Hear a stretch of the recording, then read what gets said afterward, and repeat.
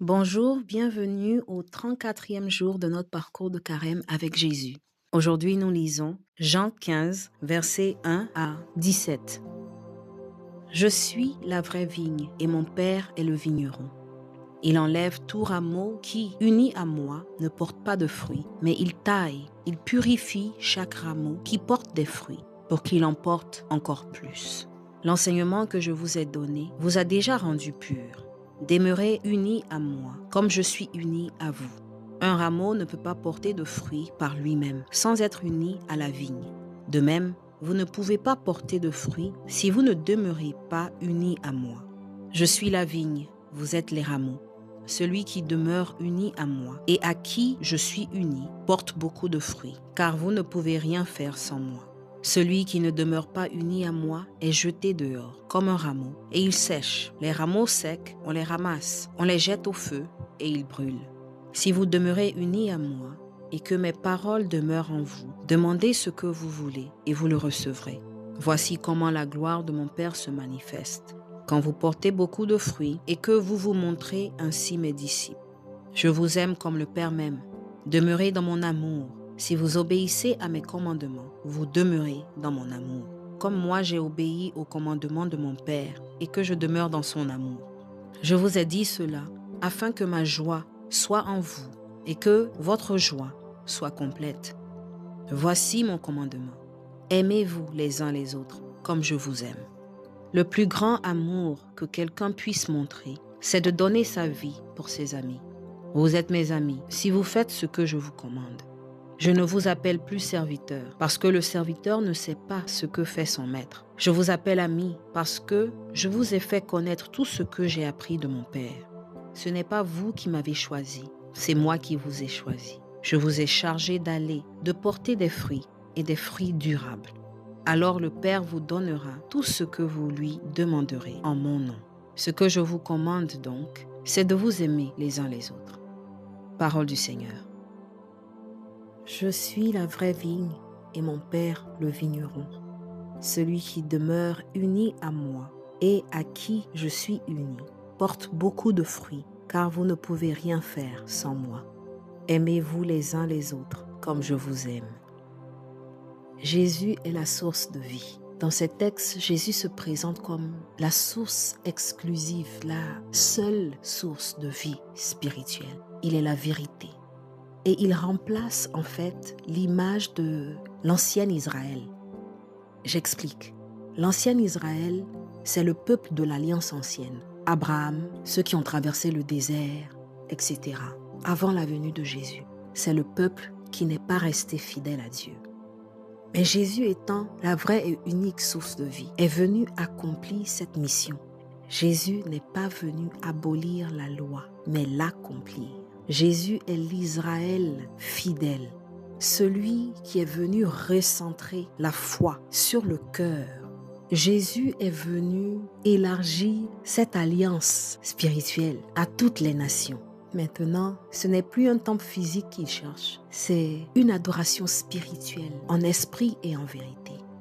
Dieu le Père, qui est l'architecte, le designer, le jardinier, celui qui cultive, qui prend soin de la vigne, tout ce dont nous avons besoin. C'est un Père responsable qui a pour seul but de faciliter notre croissance.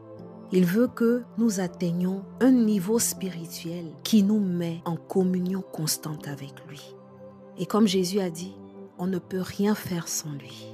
Nous ne pouvons pas produire de fruit qui est l'amour si nous ne sommes pas accrochés à Jésus. Sans lui, on devient sec dans tous les sens du mot. Et ce manque de croissance mène à la mort. Comme une fleur, si on la plante, elle n'a pas de quoi s'enraciner et grandir, elle sèche et elle meurt.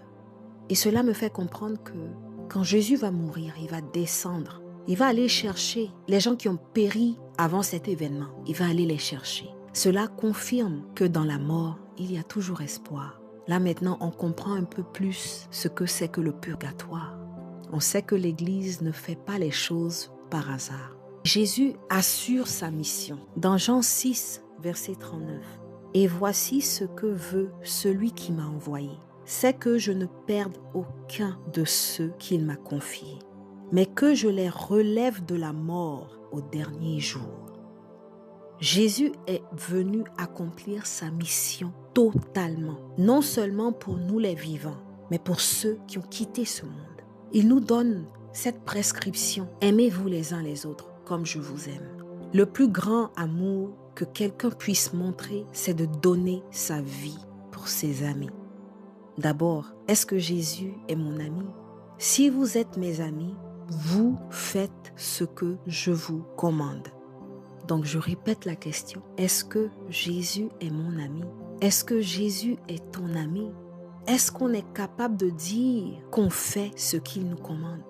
Est-ce qu'on est capable d'aimer? Parce que là viendra le désir de vouloir donner sa vie pour lui. Tout ce qu'on va respirer, tout ce qu'on va faire sera de vivre dans sa présence.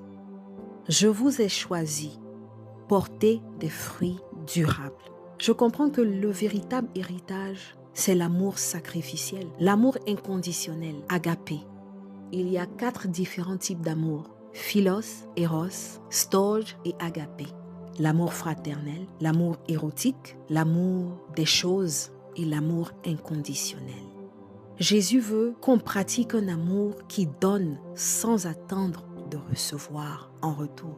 Un amour comme celui de 1 Corinthiens 13, patient, bon, qui ne jalouse pas, qui ne s'irrite pas, qui ne se vante pas. Cet amour-là n'est pas un amour de sentiment. Ça n'a rien à voir avec nos sentiments, mais ça a tout à voir avec une action qui mène au pardon, à la maîtrise de soi, au service, à la bienveillance envers nos prochains, surtout nos ennemis. Si tu aimes seulement ceux qui t'aiment en retour, tu n'as rien accompli. Le vrai défi, c'est d'aimer quelqu'un qui ne t'aime pas. Aimer quelqu'un que tu sais qui te critique. Aimer quelqu'un que tu sais qui te calomnie, qui fait tout pour que tu échoues. Aimer ce genre de personne, c'est le vrai défi.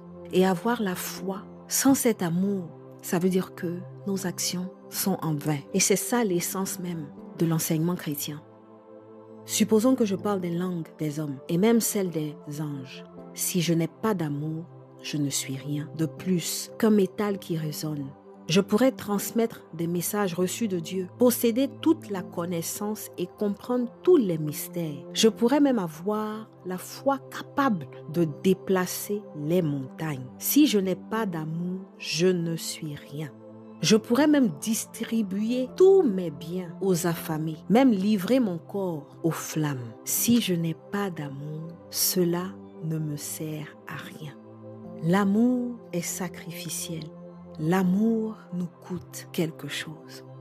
Alors Seigneur, je veux te dire merci pour ton amour. Je veux te dire merci pour ce partage en ce jour, ce défi que tu nous lances. Ce que je comprends, c'est que je peux aimer ceux qui m'aiment. Oui, cela est bon. Mais pouvoir aller au-delà de mes sentiments et aimer ceux qui sont contre moi, c'est à ça que tu m'appelles, Seigneur. Pendant ce carême alors, Seigneur, je te demande la force de pouvoir tenir bon. La force de pouvoir aimer quand c'est difficile.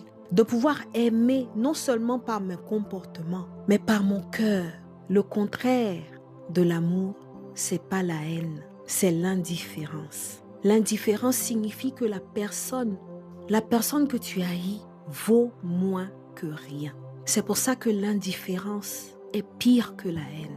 Je demande à Dieu le Père de venir enlever tout ce qui n'a pas sa place dans mon cœur pour que je puisse aimer davantage, pour que je puisse croître selon ce qu'il me demande de faire. Seigneur, je prie pour les cœurs brisés. Je prie pour les gens qui sont délaissés. Je prie pour ceux qui se sentent mal aimés, qui se sentent jugés.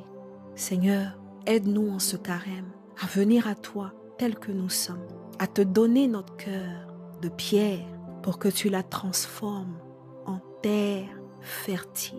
Seigneur, merci pour ton amour. Merci pour ton exemple.